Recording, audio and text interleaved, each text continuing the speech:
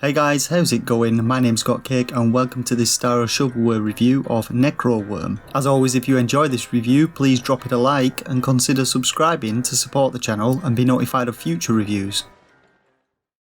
So Necro Worm is a puzzle game where you take control of an ugly looking worm and have to navigate it through each stage, collecting all the various body parts to finish the stage, and there are 120 stages in total.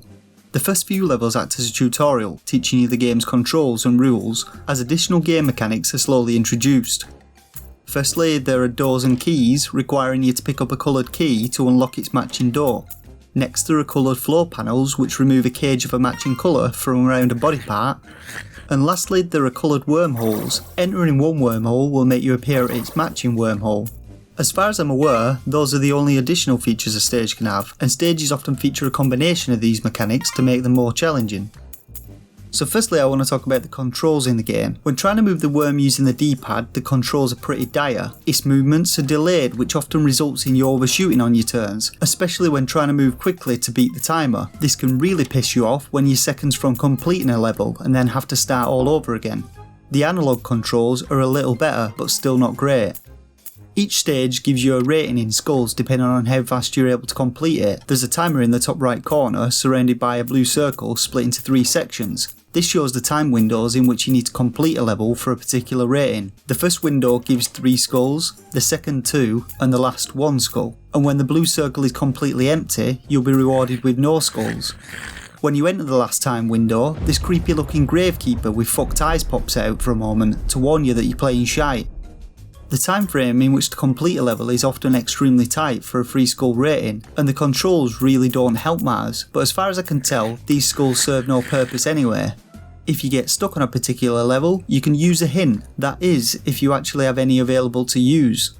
Your number of hints are shown as small lights next to the hint button.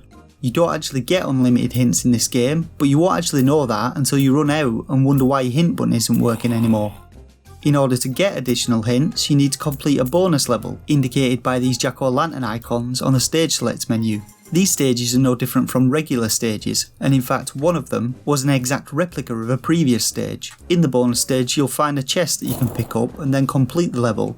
This will grant you 1 additional hint and light up a marker next to your hint button. You can only gain a hint once from these stages, and there are only 11 of them in the entire game, which in addition to your 6 starter hints, gives you a total of 17 hints to use over 120 levels. When you're struggling in a stage and use a hint, you better be paying close fucking attention, as a sequence of tiles light up for a brief moment to indicate the best route to take before vanishing completely. On more complex stages, this happens so fast that unless you've got photographic memory, there's actually no fucking point in using a hint. As you play, you'll find that the difficulty of the stages is pretty inconsistent. For instance, this is level 31, which is relatively simple, especially considering that several stages prior to this were significantly more difficult. Then you move on to level 32, which looks like this. Once you hit level 50, things get even shittier, and it seems like even the developers got bored with their own game. There doesn't seem to be any effort or challenge injected into levels beyond this point, and it's not until level 67 that we actually see a few keys and locks again. After this though, both the difficulty and my interest in the game plummeted again, and I got to level 71 before I just couldn't be bothered to complete any more stages. I don't know if things pick up again further on, but I for one am not willing to waste any more time finding out.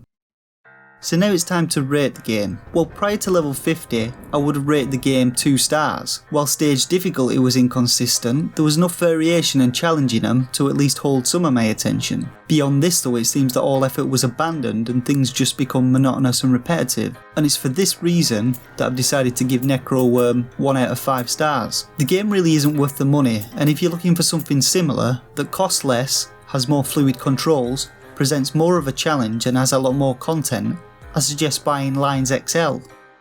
If you still want to give the game a go, you can get Necro Worm on the US Switch eStore for $4.99, or on the UK eStore, currently with 40% off for £2.69.